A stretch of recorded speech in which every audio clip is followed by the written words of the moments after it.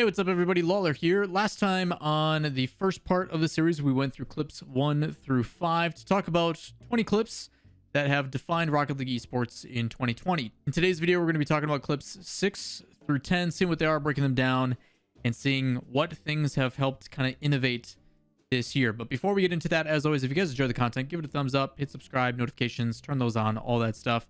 And if you have any questions, comments, concerns, drop those in the comments down below. Let's get into it.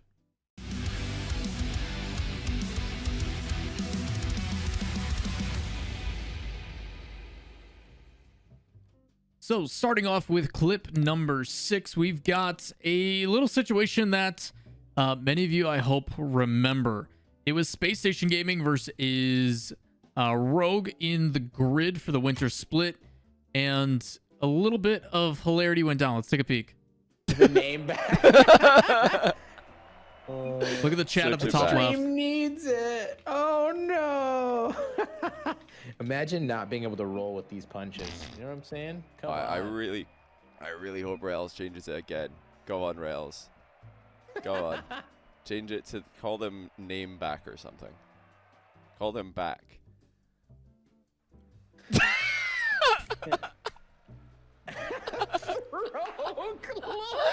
left.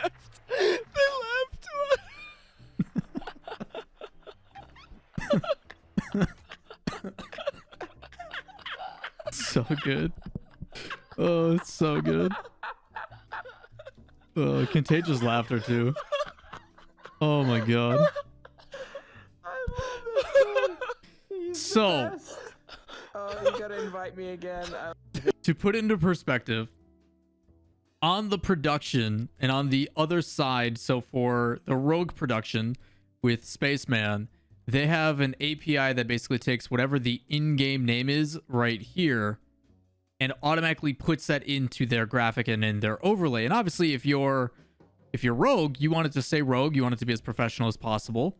And unfortunately, for whatever reason, they made Reddles the host of the lobby, and he decided to change it from First and Friends, to which First Killer's like, "Yo, change it back. We need you to update it for our API, this and that."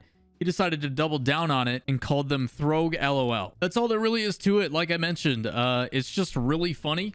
Reddles has been notorious for having banter across the pond as well, especially with the BDS situation. How people were talking about BDS is the best in the world, even though that's like an impossible thing because we haven't had international competition in over a year. But I mean, that's kind of the way that it goes, is you have banter, you have some fun with it, and it creates good moments and entertainment. And as long as nobody is really like actually upset about it, you know, I think it's okay. So the guy's having a little bit of fun and a little bit of banter, even though, yes, it is not the most professional thing in the world. But at the same time, you know, Reddles makes that statement about BDS and how like NA greater than EU, and then Space Station doesn't go on to win a single upper bracket game for the rest of the split. So maybe that'll change after the holidays. We'll find out. At clip number 7, it is when Energy's Justin faked the entire XSET roster in one play during NA Fall Regional 2. Let's take a look. XSET to be happy to sit back defensively and wait for the chance to come for them. And instead, they ripped that game from NRG's hands. Just over a minute played here in game 4. Fake. Oh, now another fake. Oh. Ouch. Justin, you can't do that to people. Ouch. Oh, see you later, XSET. That's 1, that's 2, that's 3. The difficulty too is when you're on defense, like having the confidence to just go for that in general. And you know what? Like when you watch this play develop, not only are you like, the craziest thing about it for me is like the series score. Like Energy wasn't having the greatest day. Like they were still playing decent at times, but they started a little bit sluggish. And the fact that XSET was on match point and Justin still feels confident enough to go for something like that is kind of what makes him so crazy good. Even though the guy's name may be Wide People Happy or Juicy Justin, Not So Juicy Justin, I'm in a slump, or whatever he wants to go with that day, to have the confidence even when you're down and on match point, like something like that is a very risky play, because if he does get challenged appropriately, like it gets dunked and goes the other way. So that's kind of what it feels like Rocket League is nowadays, where the teams are getting closer and closer, but it comes down to one player really stepping up to kind of carry it to that next level. Up next, we got clip number 8, and it is when Singularity's Godsmill performed a flip reset into a pull shot on KDOP to take the series against Vitality in Game 5 OT during league play. This one has a lot of different parts to it. I specifically remember this moment just because of what it was. Not only did Godsmilla basically go for the flip reset in OT, like it's right out of the gate, but then he does it again in ranked on stream like a couple days later. Like it wasn't just a one-time thing that he made KDOP own goal. It was super funny. The other part I remember this is it was myself, Chrome, CJ, and I think Jazzo in a watch party on my stream. Link in the description if you guys want to come hang out with us. We're all yelling hysterically as we watched this happen because it was like Vitality was supposed to be this crazy powerhouse, and the fact that they were just playing so poorly and things like we were laughing the whole series about like the chaos that was going in and ensuing during this series. But for this to happen, I distinctly remember the whole like has to be a goal thing being yelled by CJ. Game 5. Next goal You're gonna see it come from right here, right at the beginning.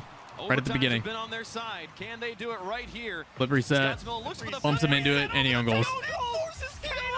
Oh man. Oh my goodness! Wow! They did it to him. They take those. Holy cow! KDOP did everything right, but he got bumped. Godsmilla gets the pool shot. Oh, that sucks. You gotta be joking. Oh, that sucks. Oh, that's my favorite.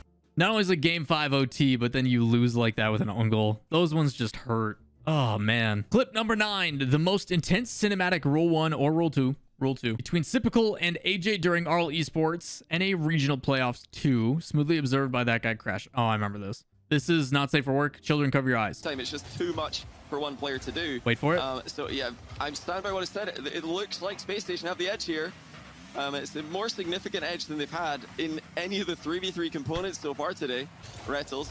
Time it's just too much. Shoutouts to the new Observer. For those that don't know as well, the Observer for RLCS used to be Strangest Stranger. He now works actually as part of the Rocket League Esports team. He's part of like Psyonix now. They brought in the Crasher, I think at the beginning of season 9, I think it was. I know they tested him out for like an event right before that. I think it might have been a DreamHack possibly. I don't know the exact origins, but they tried him out, and he's when you started seeing like crazy like chase angles with like passes from behind. You're starting to see like kickoffs from like a bird's eye view above the goal and stuff.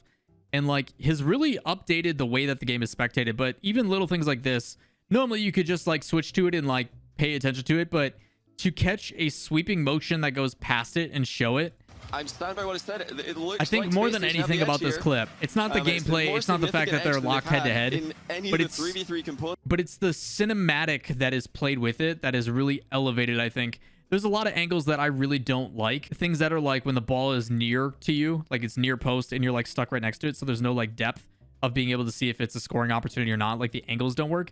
Those are the only things I don't like. But ultimately, I think the biggest thing with this is you are starting to see the level of spectating get to a higher level in Rocket League rather than just like turning on director cam and letting it do its thing. So more than anything, and not only is it kind of silly, but you're just seeing that Crasher's expertise or why he was brought in. This is kind of the early foundations of it. On to clip number 10. It is going to be the Holy Noli. It's Nolly.